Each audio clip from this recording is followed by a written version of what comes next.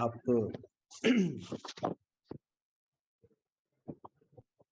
सभी के दर्शन और चरण धूलि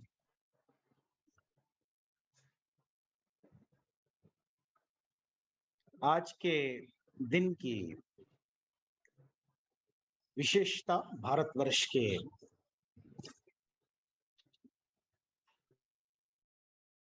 स्वतंत्रता इतिहास में एक विशेष महत्व रखती है।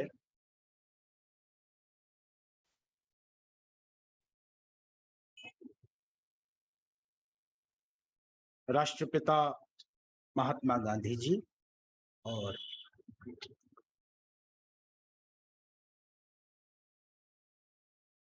पंडित लाल बहादुर शास्त्री जी दोनों को याद किया जाता है।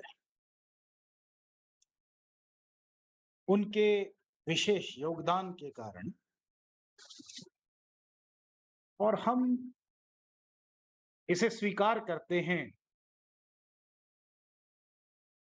कि स्वतंत्रता अधिकार तब बनती है यदि उसे पहले विधिवत प्राप्त किया जाए और फिर उसकी मेंटेनेंस हो।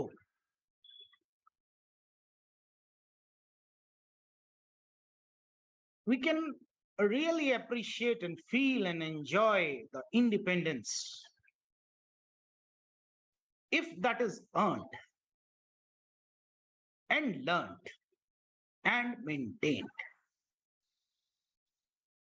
अधिकार हमारा स्वतंत्रता, गणतंत्रता, स्वाधीनता। पर क्या जिस्मानी स्वतंत्रता ही का केवल लक्ष्य था?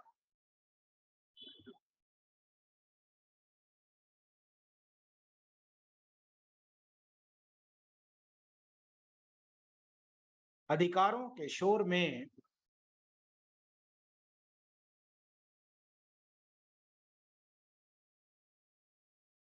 कई बार कर्तव्य पीछे छूट जाते हैं। मित्र राम कुमार सेवक जी ने इस पर बल दिया कि इन्हें साथ साथ लेकर चलना जरूरी। अब हम कोई प्रयास करें तो यह भी नितांत जरूरी है कि जिसकी आवाज है वो इसकी अनुमति दे।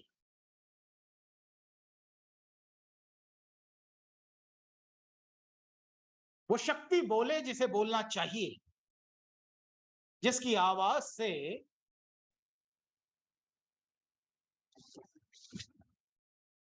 भीतर के कपाट खुले।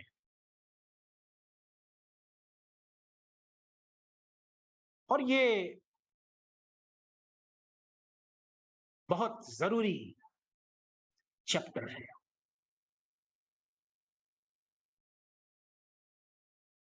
अभी मेरे अजीज Anand ji north Carolina USA से कुछ कह रहे थे, लेकिन तकनीकी कारणों से आवाज नहीं आई। ऐसे ही हमारी आई वैशाली जम्भालकर जी पुणे से, उन्हें भी सुनने का ध्यान था,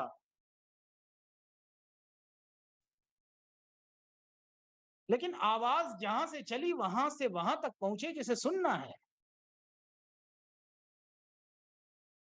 जहां से चले और जहां तक पहुंचे, इसके बीच में भी रुकावट नहीं होनी चाहिए और दोनों सोर्स एंड सिंक पर रुकावट नहीं होनी चाहिए। तभी सिग्नल प्रॉपर माना जाता है। ये एक बहुत बड़ी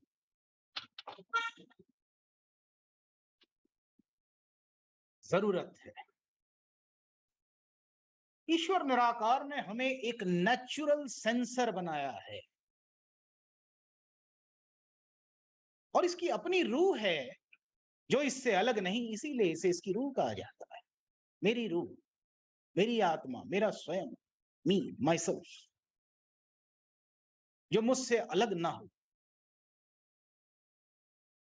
जो मेरा आंतरिक है। And there are certain souls who are natural sensors.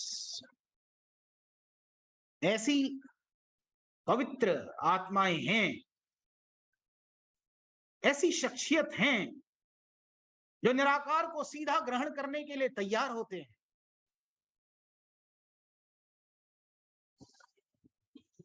पवित्र गुरबाणी में कहा है, पूर्व जन्म अंकुर जब प्रगटे। तेरे पुराने अंकुर जब फूटने को तैयार हों, ऐसे में रसिक बैरागी गुरु तेरे जीवन में आता है। रसिक भी और बैरागी भी, रस भी वैराग्य भी। इस विषय पर संत कबीर जी की एक बात मुझे बहुत अपील करती है, और वो है, कामी क्रोधी लालची इनते भक्ति ना होए,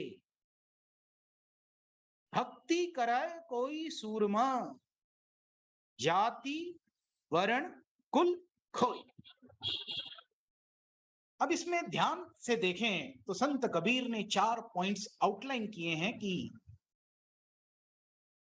वो चीजें जो रोकती हैं वो क्या हो सकती हैं। कामी क्रोधी लालची, इनसे भक्ति की बात कर रहे हैं, वो डिवोशन की बात कर रहे हैं। And devotion is a tool, devotion is not the objective. थोड़ा मंथन की यहां जरूरत है कि कामी क्रोधी और लालची जब बात की जा रही है, ये किसको कहा गया? ये काम किसके अंदर नहीं है? कौन है जो ये क्लेम करता है कि मैं कामी नहीं हूं? आपकी संतान उत्पत्ति कैसे हुई? यदि आपके अंदर क्रोध नहीं है तो आपकी ऊर्जा जहां आवश्यकता होती है वहां से कैसे उत्पन्न हो जाती है? क्रोध का मतलब केवल प्रगटाव नहीं है, क्रोध का मतलब अंदर से ऊर्जा का तैयार होना है कि वो आगे देने के लिए बिल्कुल तैयार हो जाए।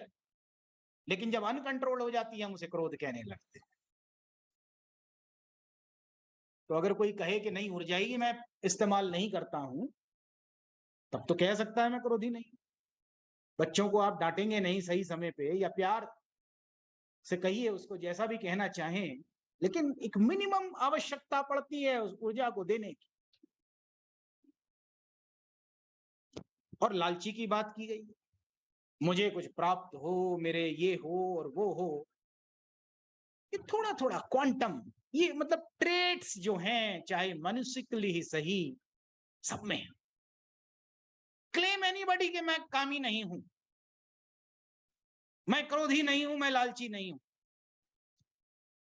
गिव मी 1%, तो सब आउट हो गए। इसीलिए संत कबीर ने ये नहीं कहा कि ये ऑब्जेक्टिव प्राप्त नहीं कर सकते, उन्होंने कहा इनते भक्ति ना होए, इनसे ये वाला टूल इन्हें अवेलेबल नहीं। बॉडी कैन नॉट, देखिए कामी क्रोधी लालची ये किसके लक्षण है? शरीर के तो है। अगर शरीर जुड़ा है तो क्रोध है, काम है, लालच, और ये मन जो इसके साथ एसोसिएट कर दिया गया है, ये इसी के तो ट्रेट्स हैं, शरीर के, शरीर भाव के। आत्मा ना कामी है, ना क्रोधी है, ना लालची। इसलिए एक इशारा है that your body cannot do the devotion, it is not meant for the body। ये विषय शरीर का नहीं है। तो पहला शब्द कामी क्रोधी लालची इनते भक्ति ना होए कहने का मतलब व्यक्ति से की बात नहीं कर रहे हैं, वो देह की बात कर रहे हैं कि शरीर का सब्जेक्ट नहीं है। कामी क्रोधी लालची इनते भक्ति ना होए, अगर शरीर है तो ये 3 चीजें हैं। So he is emphasizing that it is not a subject matter of body, ये शरीर का कार्य नहीं है। भक्ति करे कोई सूरमा, अब वो सूरमा कौन सा बैठा है भाई? सूरमा जी, सूरमा यानी जो सुर में है, one who is in synchronization, who is automatically the recipient, who is the resonator. वो जो इसका प्राकृतिक सेंसर है, जो इसे ग्रहण कर सकता है, और उसी को वो सुर में आने की बात कह रहे हैं। भक्ति करे कोई सूरमा, जो इस सुर में बना हुआ है। जाति वर्ण कुल खोय, leave the affiliations to body. शरीर और शरीर भाव का पूजन या उपासना वर्जित नहीं है, लेकिन ये वो नहीं दे पाएंगे जो देना चाहिए। यही संत कबीर का इशारा। कामी, क्रोधी, लालची are the traits of body, not of the soul.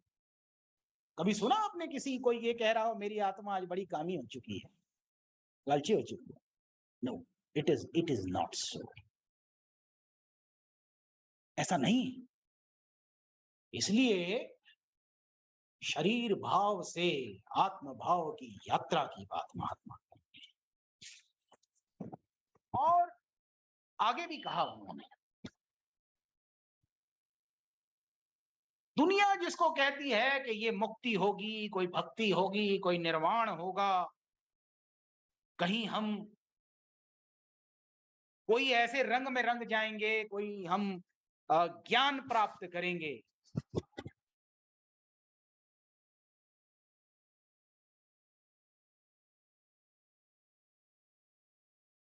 ज्ञान बाहर से नहीं आता है, आपके अंदर होता है। एक अच्छे शिक्षक का काम यह है कि उसे जगा दे, बस। To lit the candle. दियसलाई में प्रकाश है क्या जो उसे जला रहा है मोमबत्ती को? Does the match stick is the light? No, it is not. It is simply helping you. So ज्ञान तो भीतर है। जैसे इंसान अगर ये कहे कि नशा कोई होना चाहिए, नशाबंदी की बात करते हैं, तो अगर बोतलों में नशा हो तो बोतलें ही नाचने लगे। इंसान के भीतर है वो ऊर्जा जिसे खास तरह से एक्टिवेशन मिलता है। और इसी को संत कबीर जी बहुत सरल शब्दों में कह रहे हैं कि जिसे तो मुक्ति, निर्वाण, ज्ञान या मुक्ति या भक्ति की बात करता है, ये तेरे शरीर के सब्जेक्ट नहीं है भाई। उस पहले दोहे के बाद सब्सटेंशिएट ये दूसरा दोहा करेगा। मैं इसे पढ़ रहा हूं, सुनिए क्या कह रहे हैं। निरपक्षी की, निरपक्ष, निरपक्ष क्या होता है? अनबायस्ड, अनबायस्ड और non polarised. One who is non polarised, non affiliated. निरपक्ष की मुक्ति, निरपक्ष की भक्ति है। One who is non polarised, the devotion is meant for him.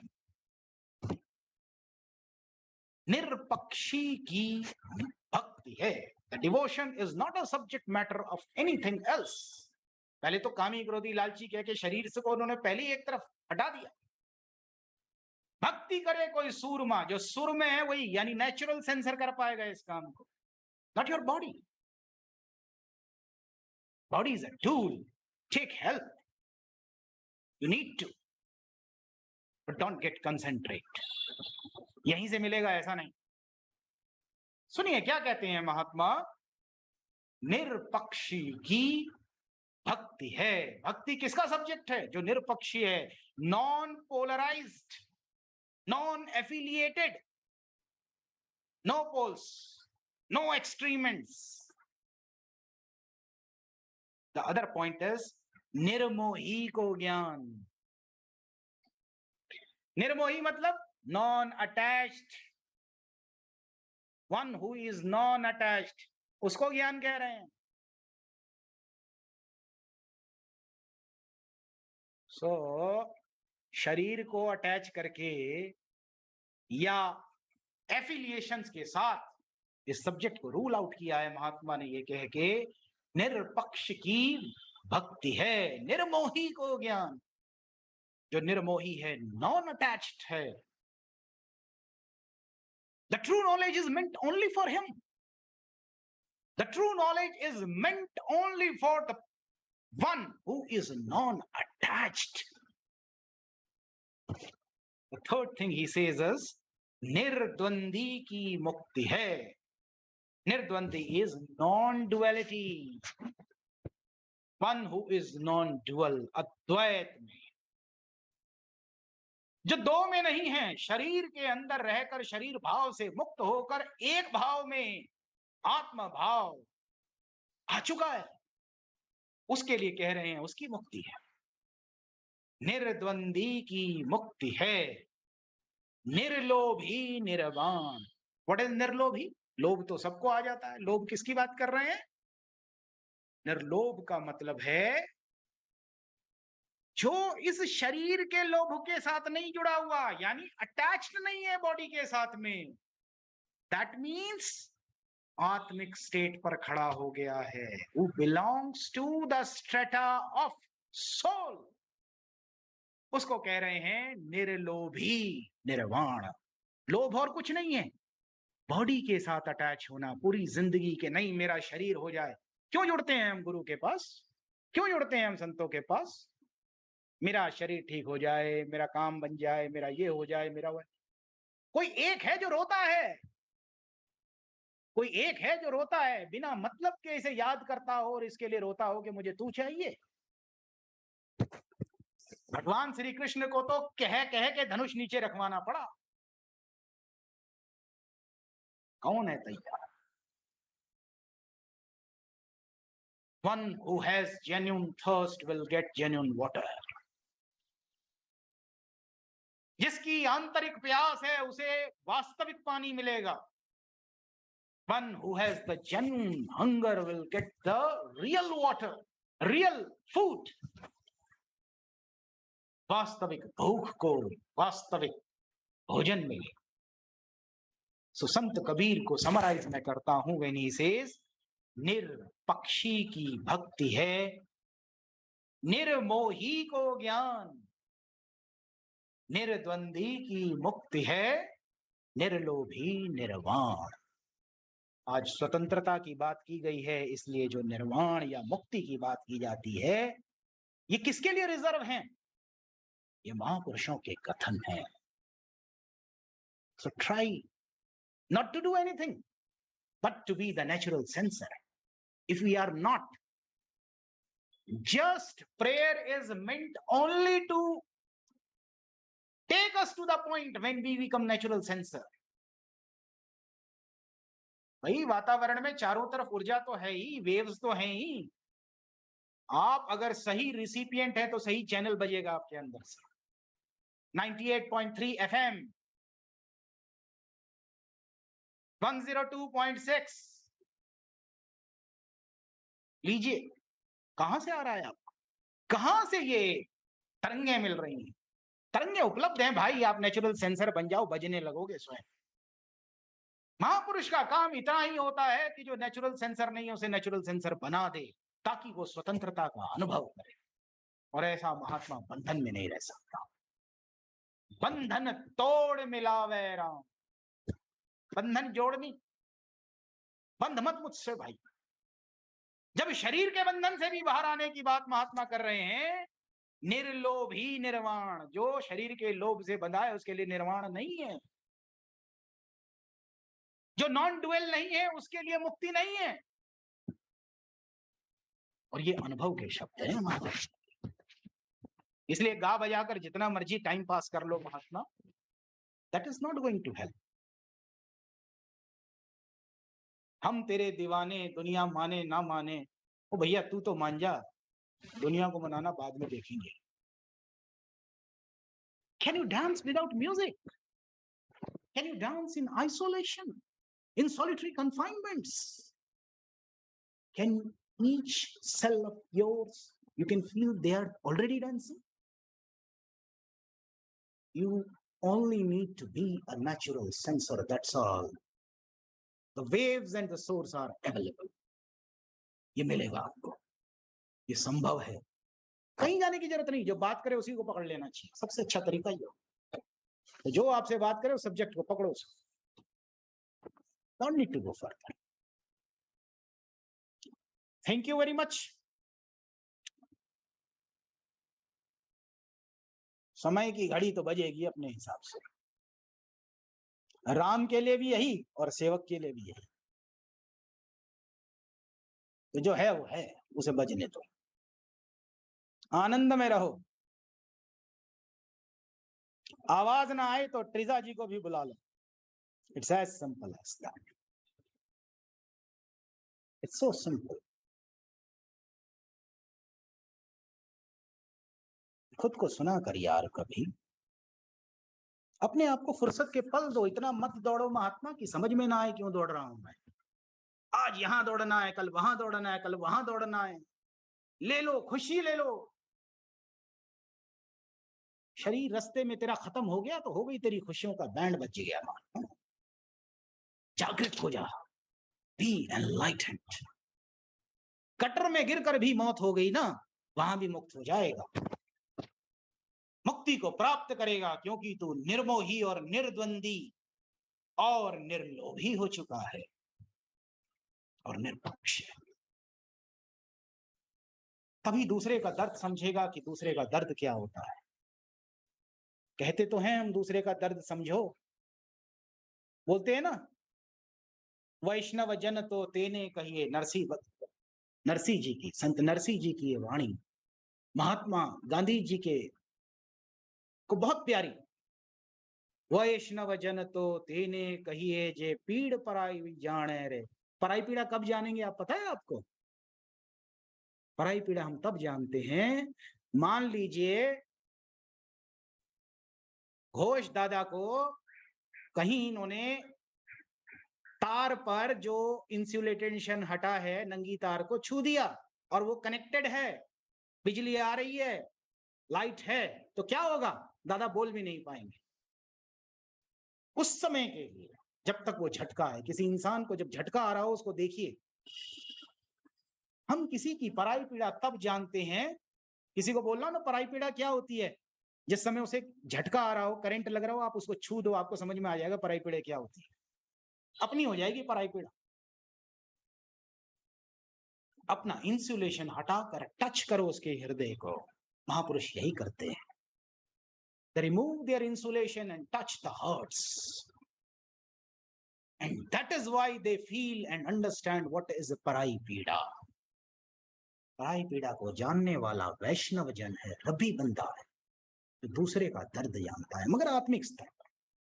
कामी क्रोधी लालची इनते भक्ति ना होए, भक्ति करे कोई सूरमा, वो जो सुर में है। जाति वर्ण कुल खोए। जाति वर्ण कुल किसके होते हैं? आत्मा के होते हैं। जाति वर्ण कुल खोए यानी शरीर की एफिलिएशंस शरीर के साथ स्तर से ऊपर उठ जाए, तब तू सूरमा बनेगा। वरना कामी क्रोधी लालची यही गाता रहेगा जिंदगी भर।